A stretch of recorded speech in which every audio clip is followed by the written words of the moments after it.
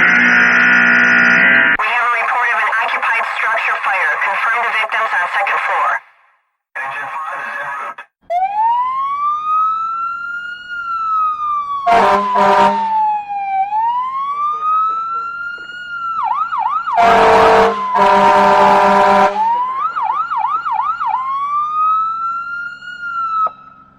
Engine 5 on scene. Heavy fire showing on all sides. Direct exposure to adjacent housing.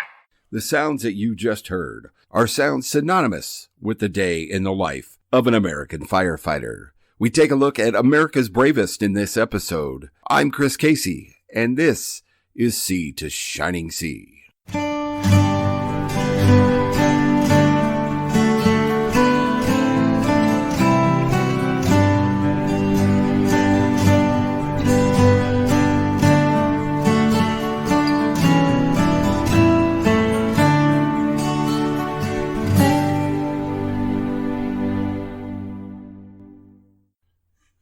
Hello and welcome back. I'm Chris Casey, the host of Sea to Shining Sea.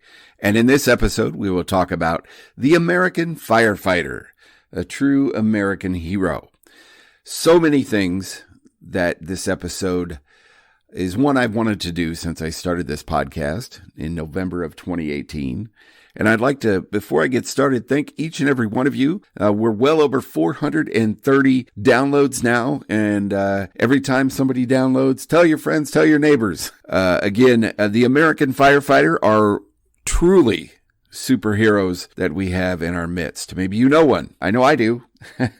Yours truly spent 10 years wearing a uniform, serving the wonderful department in West Burlington, Iowa, my home department, the West Burlington Fire Department. If you want to reach out to me, Sea to Shining Sea 2019 at gmail.com, or I'm on Twitter at Chris Casey 71. I'd love to hear from anyone that listens out there that would, have any suggestions, or if you have a story to share, if there's something that I bring up that you'd like me to talk about, I'd love to hear from you. Again, the American Firefighter.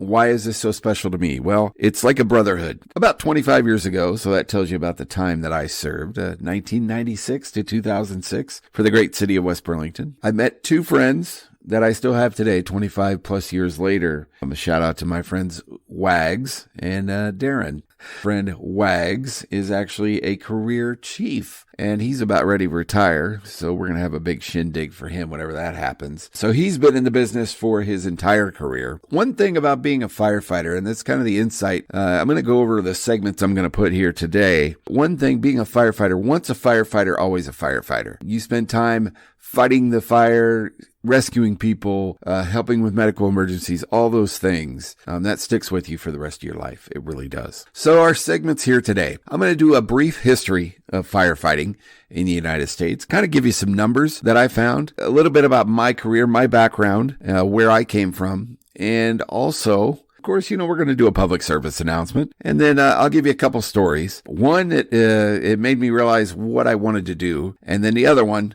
kind of a funny story. Got to be lighthearted here at Sea to Shining Sea. I would like to dedicate this episode to anyone who's ever served, volunteer, career, in any sort of capacity, and also special tribute to those who've given their lives in the line of duty. My department has had 3 of those folks perish in the line of duty. And a special shout out to the time that I was a firefighter, 343 souls that were lost in 9/11. Long ago now, but that was an interesting time to be a firefighter. Here we go. The American Firefighter.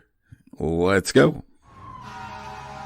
Just kind of a little background on the history of firefighting in the United States of America. In 1631, Boston's governor, John Winthrop, he outlawed wooden chimneys and thatched roofs. And in 1648, the New Amsterdam governor, Peter Stuyvesant, appointed 4 men to act as fire wardens. They were empowered to inspect all chimneys and find any violators of the rules. The city would later appoint 8 prominent citizens to the Rattle Watch. These men volunteered to patrol the streets at night carrying large wooden rattles. If a fire was seen, the men spun the rattles, then directed responding citizens to form bucket brigades. This is well before engines, guys. well before hose lines. On January 27th of 1678, the first engine company went into service with its captain, Thomas Atkins. And in 1736, most people know this, Benjamin Franklin, yes, Ben Franklin, established the Union Fire Company in Philadelphia. The United States itself did not have government-run fire departments until around the time of the Civil War. Prior to this time, though, private fire brigades competed with one another to be the first to respond to a fire because insurance companies, interesting that our brotherhood goes back to insurance companies. They paid brigades to save buildings. Underwriters also employed their own salvage corps in some cities. The first known female firefighter took her place with the men on drag ropes during the blizzard of 1818 and pulled a pumper to the fire through deep snow. On April 1st of 1853, in Cincinnati, Ohio, the first professional fire department made up of 100% full-time employees. That's interesting. Cincinnati, the first 100% full-time city fire department. Taking a look at some numbers. Now that you kind of know a little bit about the history, there are thousands and thousands of fire departments throughout the United States. The NFPA, and this is on their website, estimates there are an estimated 1,115,000 career and volunteer firefighters in the United States. And this number as of 2018, so it's a little dated, so it might even be more now. Of the total number of firefighters, 370,000 were career firefighters. 745,000 are volunteers. And look at that, 67% of the firefighters in America are volunteer and 33% are career. In 2018, 93,700 were female. And of the career firefighters, 15,200 were female firefighters. There were 78,500 volunteer firefighters who were female, which is 11% of the number of total volunteer firefighters. I find that awesome and wonderful. 50% of firefighters are between 30 and 49 years old. Well, I guess I could still be in the game then. Oh, no, it's a young man's game, trust me. There were 29,705 fire departments in the United States in 2018. 29,000, guys. Of these, 18% were all career and mostly career departments protected 68% of the U.S. population. Nationwide, 38% of the fire departments provided no EMS. Your ambulance service, your medic service. 45% provided basic life support, which we called BLS, and 17% provided advanced life support, which is ALS, which is usually your ambulance. So just some numbers, kind of throw that out. That's kind of crazy. How many volunteer firefighters? 67%, between almost 750,000 volunteer firefighters. And I have to applaud each one of those volunteer firefighters because you'll be sitting down, and this is, I'm kind of going into my time as a volunteer firefighter. You'd be sitting down, eating dinner, and the pager goes off.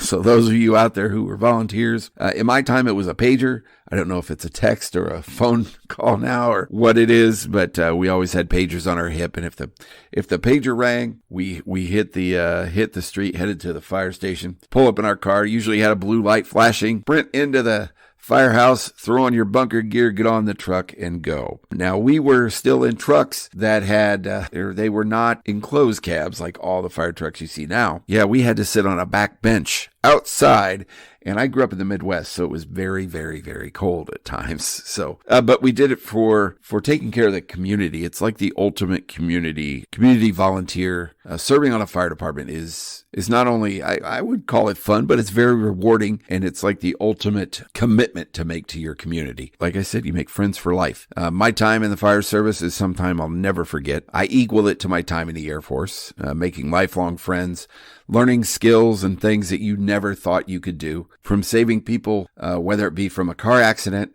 extricating them from a crashed vehicle, consoling them in a time of need, seeing things you might not see on a daily basis. It is just a time that I'll cherish for the rest of my life. You know, I have a little scrapbook.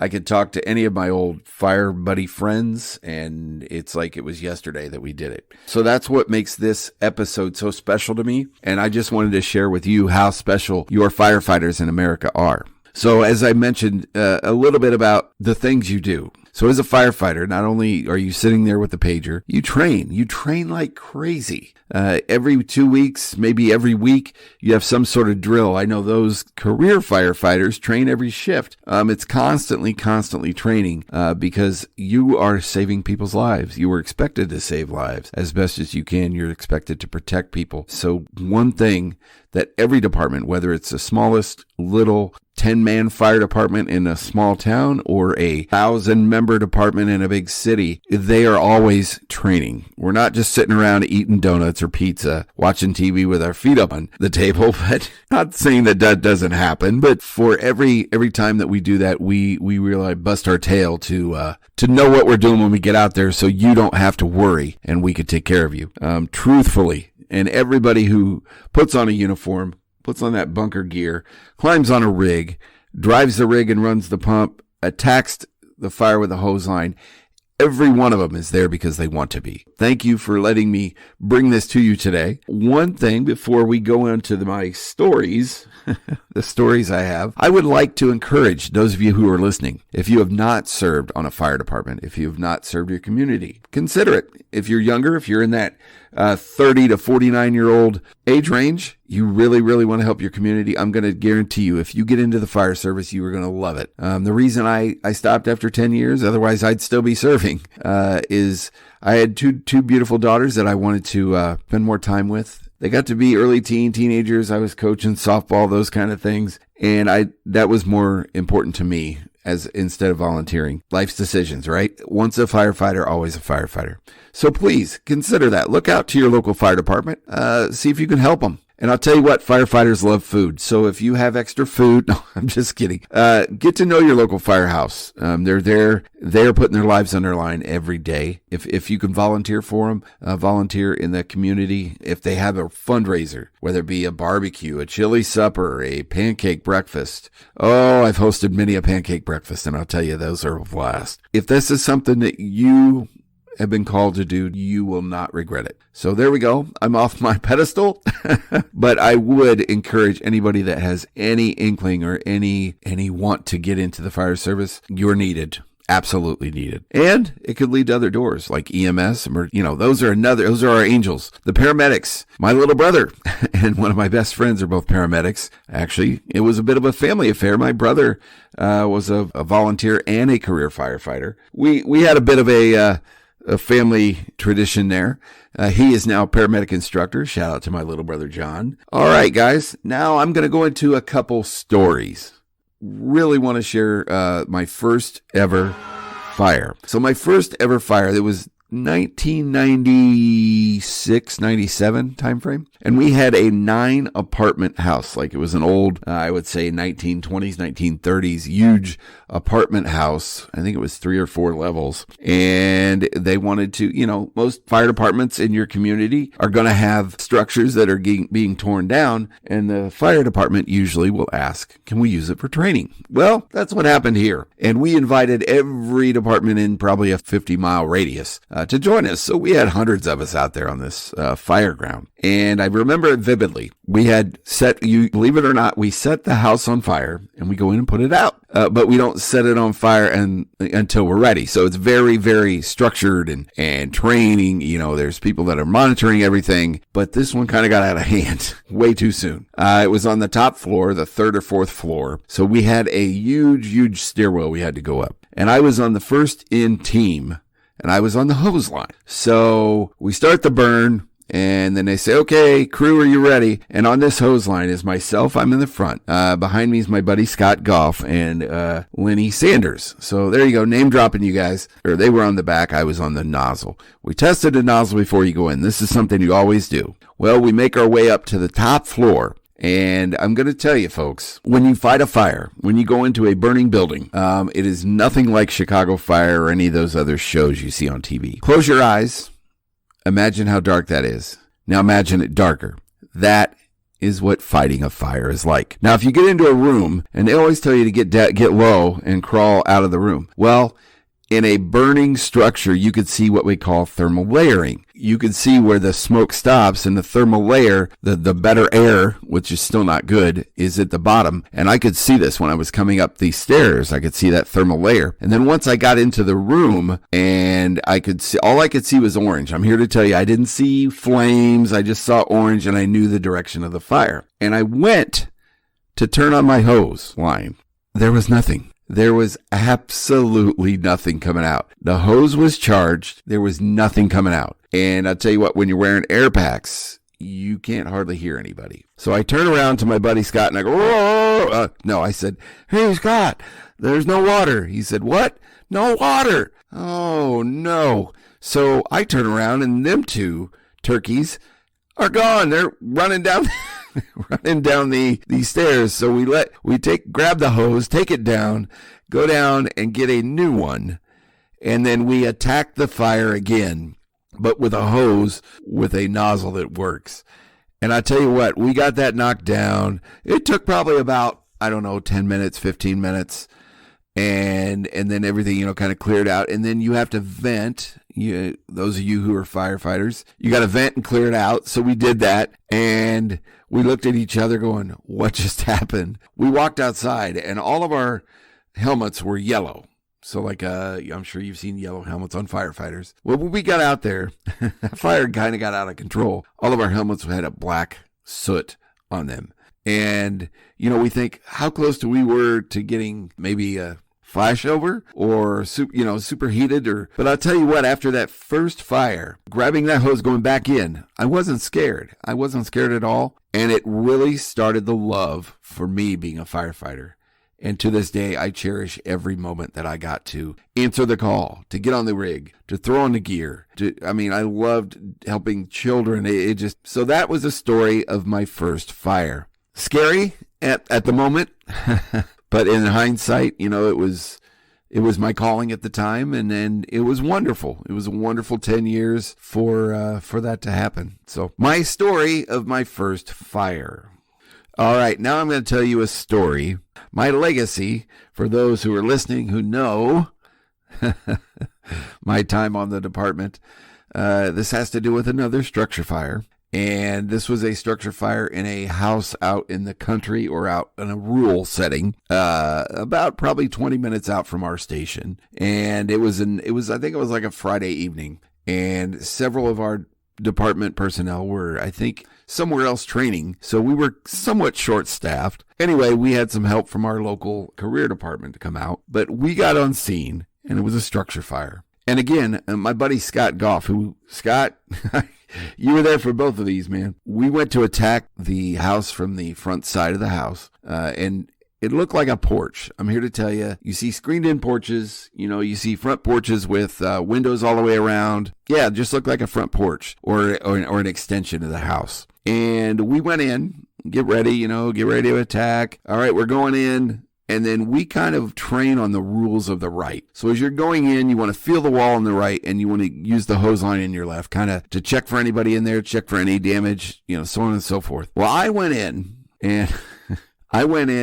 we kind of had an idea the fire was in the basement. This was on the second floor. And we go in and go to the right.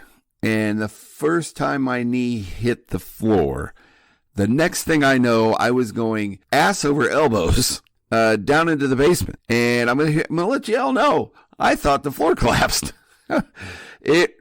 I landed in a heap at the bottom of what I found out later was a stairwell that had been cut out in the floor. And I don't know if anybody's ever had like a cellar door in your floor of like a kitchen or a bathroom or a porch where you go down into the cellar. That's exactly what this was. And it was so dark. There was so much smoke that as soon as we went in that front door and went to the right, you couldn't have seen it until later. And I went down, and my buddy Scott behind me, he's like, "Hey, Chris, where are you going, man? Where are you going?" And I might have said a few words going down, scared out of my life. And then not only did I land, luckily I did not injure myself. Thank God for that Scott Air Pack. Kind of helped my fall. I landed right next to the fire. I could feel the fire, the heat from the fire on me. And, it was a matter of getting my bearings after I landed. And then they shined a light down to me, and I got back up and got back out. I got back on the hose line, and we went back to work. But I'm here to tell you, those few seconds, and this is every firefighter has this in their life. Those few seconds flew by. My buddies that were actually fighting the fire on the basement of Mike Dewald and Todd Van Scoy, a little name drop for you guys, could hear me screaming, which, later on we laughed about it because, hey, I fell down the stairs. Come on, man. That's what it amounts to. But I didn't see the stairs. And I'm going to tell you, it did scare the life out of me, but I kept fighting. And that's what kind of passion that firefighting and your American firefighters have today. And I know that's 20 some years ago. But if I were to talk to a local firefighter here, you were to talk to somebody there, they will strive to do whatever it takes to get the job done. But they know what they're doing. That is my funny little story that falling down the stairs, but the job got done. Nobody got hurt. Thank the Lord. There was several other stories I could tell after 10 years. Probably I fought a fire in a ethanol plant. I fought a fire in the school that I went to middle school in. Things that you would have never thought that you would have done as a child. This all goes back, believe it or not, to a television show that I watched as a child. Those of a certain age would understand Emergency, which is a show that ran in the 70s. And I'll tell you what, that's what kind of gave me the bug. When I got old enough and got out of the military, I moved back to town, and they said, hey, you have some experience with certain pieces of equipment from the military? I said, yeah. And they said, well, you want to come join the fire department? And one thing led to another. That was the 6th of May in 1996. So I've been around a minute. And to this day, I never regret that. I got to live my childhood dream of being a firefighter. And I'll tell you what, driving a fire truck at lights and siren, that's pretty exciting too. I know this is going to be kind of a short and sweet episode, but I'd like to wrap it up. I think next episode, I'm going to kind of continue the firefighting theme. I'm going to talk about my top 5. I like to do movies and TV. We know that, guys. So I'm going to talk about my top 5 fire TV shows and movies. So the top 5 TV shows and movies that have to do with the fire department. Episode 11 here on Sea to Shining Sea. Again, thank you for listening and tuning in here. Tell your friends, tell your neighbors. Reach out to me at ChrisCasey71 or Sea to Shining Sea 2019 at gmail.com. I hope you enjoyed this episode and have a great day and a better tomorrow. I'm Chris Casey, and this is Sea to Shining Sea.